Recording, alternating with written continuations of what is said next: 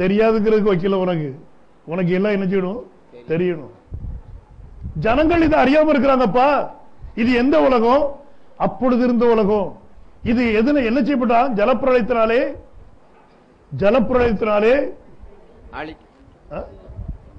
அப்பொழுது இருந்த உலகம் ஜலப்பிரளயத்தினாலே அழிந்தது என்பதையும். அழிந்தது.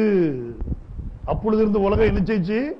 ஜலப்பிரளயத்தினால அழிந்தது. நோவா காலத்தில் இருந்த உலகம் ஜலப்பிரளயத்தினால எல்லாம் அழிஞ்சு போச்சா? இல்ல. நோவா இப்படி தப்புனா அழிந்ததுக்கு அர்த்தம் என்ன? ஆங்கிலத்தில் பெரிஷ்டு கொடுத்திருக்கோம் இல்லையா? முற்றும் அழிக்கப்பட்டிருக்கணும். அதைத்தான் அழிந்ததுன்னு சொல்றது. நோவாவுடைய நாட்கள்ல ஒரு கூட்டம் ஜனங்கள் என்ன செய்யப்பட்டாங்க? பாதுகாக்கப்பட்டாங்க. அது மட்டும் இல்ல, நாசியில சுவாசம் உள்ளவங்க தான் என்ன செய்தாங்க? அழிஞ்சாங்க. மற்றவங்க என்ன செய்யல? அழியல. நோவாவுடைய நாட்கள்ல பார்சியல், அதாவது ஒரு பகுதி அழிஞ்சிச்சே தவிர முழுதும் அழியல. ஆனா இங்க ஆண்டவர் சொல்றது எப்படி? இது என்ன செய்ச்சு? முழுதும் அழிஞ்சு போச்சு. அப்பொழுது இருந்த உலகம். அப்போ அப்பொழுது இருந்த அந்த உலகம் அழிஞ்சது அப்படின்னா இங்க வேதம் நமக்கு சொல்லுது. வாசிக்க 2வது வசனத்தை. பூமியானது ஒழுங்கின்மையும் வெறுமையுமாய் இருந்தது. முதல்ல ஒழுங்கின்மையா இருந்துச்சு, ஃபார்ம்லெஸ். ஆழத்தின் மேல் இருள் இருந்தது. என்னதான் இருந்துச்சு? எம்டி. ஆழத்தின் மேல் இருள் இருந்தது. ஆழத்தில் என்ன இருந்துச்சு? இருள் இருந்துச்சு. தேவ ஆவியானவர் ஜலத்தின் மேல் அசைவாடி கொண்டிருந்தார். தேவ ஆவியானவர் என்ன செய்தாரா? ஜலத்தின் மேல் அசைவாடி கொண்டிருந்தார். இப்ப நல்லா கவனிங்க. முதல்ல இந்த பூமி தன்னுடைய சுய தோற்றத்தை என்ன செய்தது? இழந்துட்டு. ஒழுங்கின்மைனா என்ன அர்த்தம்? தேவன் ஒழுங்கு செய்யறதெல்லாம் சாசு என்ன செய்வான்? ஒழுங்கின்மையா ஆக்குவான். வேற ஒண்ணு செய்யலாம். தீர்க்கதரிசி சொல்றாரு, God will form everything but Satan will deform that அப்படிங்கிறார். அதாவது தேவன் எல்லாத்தையும் உண்டாக்குறார், இவன் என்ன செய்யறாத அது சீர்குலைக்கிற, அவ்வளவுதான். வேற ஒண்ணும் செய்ய மாட்டான். ஒரு குழந்தை பிறக்குன்னா ஆண்டவர் உங்களுக்கு ஒரு ஆசீர்வாதத்தை கொடுத்துப்பார். ஒரு குழந்தை பிறக்கும். இந்த குழந்தை முழுமையா பிறக்கக்கூடாது அப்படின்னு சொல்லி நினைச்சுவான். ஒத்து காலை ஒரு நரம்பு நினைச்சுவான், இழுத்து வச்சிருவான். பிறக்கும் போது அது எப்படி பிறக்கும்? கால் நொண்டியா பிறக்கும். பாருங்க, டிஃபார்மேஷன். சாசு செய்யற காரியம் அதுதான். இப்போ இந்த பூமி ஒழுங்கா இருந்த பூமி இப்ப என்னதான் மாறி போச்சு? ஒழுங்கின்மை ஆயிட்டது. இது யாரை வச்சு? லூசிபரையும் அவனுடைய கூட்டத்தை வச்சு. நேற்றையே நான் சொன்னேன், லூசிபர் மட்டும் விழல, அவன் கூட யாரெல்லாம் விழுந்தா? ஒரு கூட்டமே விழுந்துச்சு. வெளிப்படுத்துற விசேஷம் 12வது அதிகாரத்துக்கு வாங்க.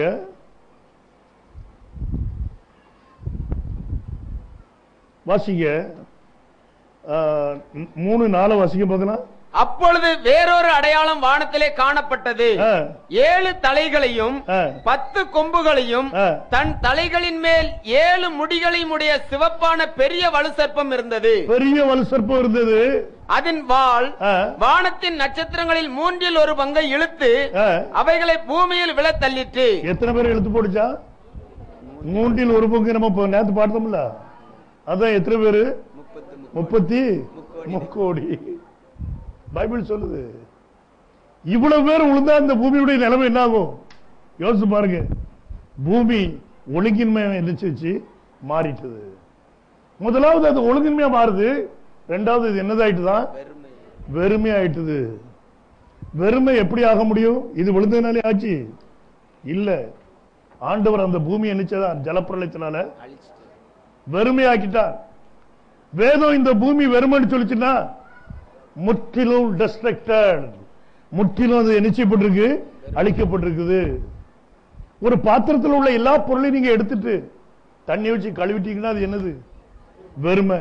ஆனா ஓரத்தில் எங்கேயாவது கொஞ்சம் சோறு ஒட்டிக்கிட்டு இருக்குன்னு வச்சுடுங்க, இது வெறும் பாத்திரம் தான் அப்படின்னு சொன்னாலும் ஏத்துக்கிடுவாங்களா? இல்ல. ஏன்? அதுல என்ன இருக்கு? கொஞ்சம் சோறு ஒரு இடத்துல ஒட்டிக்கிட்டு இருக்கு. நோவாவுடைய உலகம் அழிக்கப்படும் போது 8 பேர் என்ன செய்தாங்க? தண்ணியில பாதுகாக்கப்பட்டாங்க. அப்போ இது முழுது என்ன செய்யப்படல? அழிக்கப்படல. பாருங்க, இங்க வேதம் சொல்லுது பெரிஸ்ட். பெரிஸ்ட்னா என்னது? முற்றிலுமா அழிக்கப்படுறது. இதுக்கு எக்ஸாம்பிளுக்கு தான் இந்த வார்த்தையை நான் எடுத்தேன். அது என்ன சொல்லுது? அது என்னதான் இருந்துச்சா? வெறுமையா இருந்துச்சு.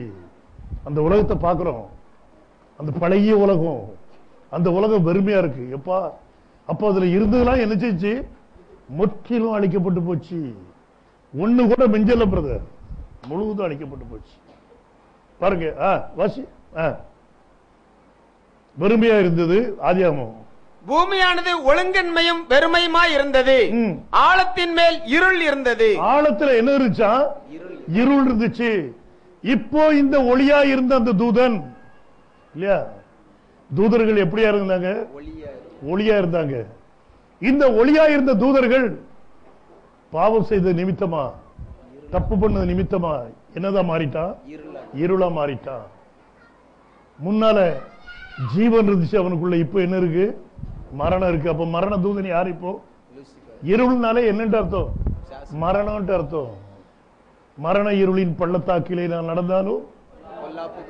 அப்போ இந்த தூதர்கள் விழுந்த உடனே அவங்க தங்களுடைய சுய ஒளியை இழந்துடுறாங்க. உங்களுக்கு தெரியும், ஆண்டவர் நட்சத்திரங்களுக்கு என்ன செய்கிறார்? பாத வகுத்து கொடுத்திருக்கிறார். நட்சத்திரங்கள் என்ன செய்யுது? அந்த பாதையில ஓடுது. அது தன்னுடைய பாதையில தான் ஓடும். எப்பமாவது ஒரு நட்சத்திரம் அந்த பாதையை விட்டு விலகிட்டு வச்சிடுங்க, அது என்னத்தை இழந்துரும்? ஒளியை இழந்துரும். ஞாபகத்தில் வச்சிடுங்க. நட்சத்திரம் பாதையை விட்டு விலகும் போது ஒளியை இழந்துரும்.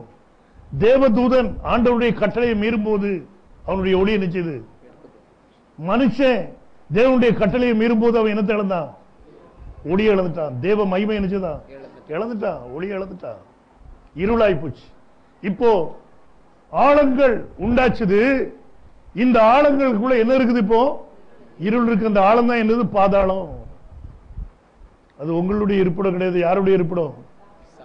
பாதாளத்து தூதனுக்குரிய இருப்பிடமாகும். இந்த வார்த்தையை அப்படியே வச்சுக்கிட்டு இதை பற்றி எரேமியா என்ன சொல்றான்னு பார்க்கலாம், வாசிக்க பார்க்கலாம். எரேமியா 4வது அதிகாரம் 23வது வசனத்தை வாசிங்க. பூமியை பார்த்தேன். எரேமியா சொல்றான். இவன் எப்ப பார்த்தானா?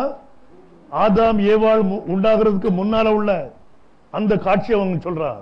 அதாவது நமக்கு ஆதியாகமம் 1 அதிகாரம் 2வது வசனத்துல சொல்லி இருக்கு இல்லையா, பூமியானது ஒழுங்கின்மையும் வெறுமையுமா இருந்தது.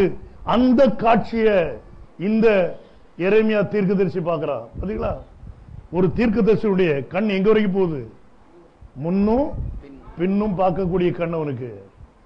1000 வருஷம் 10,000 வருஷம் கழிச்சு என்ன நடக்க போகுதுட்டு அவன் சொல்லுவான். 1,00,000 வருஷத்துக்கு முன்னால என்ன நடந்துச்சுன்னு அவனால சொல்ல முடியும். அவன் தான் தீர்க்கதரிசி. ஏன்? அந்த தீர்க்க தரிசன ஆவி யாருக்குள்ளது? கிறிஸ்துவுக்குள்ளது. அந்த ஆவி யாருக்குள்ளது? கிறிஸ்துவுக்குள்ளது. வேதம் சொல்லுது. 1 பேதுரு 1வது அதிகாரம் 11வது வசனம் சொல்லுது.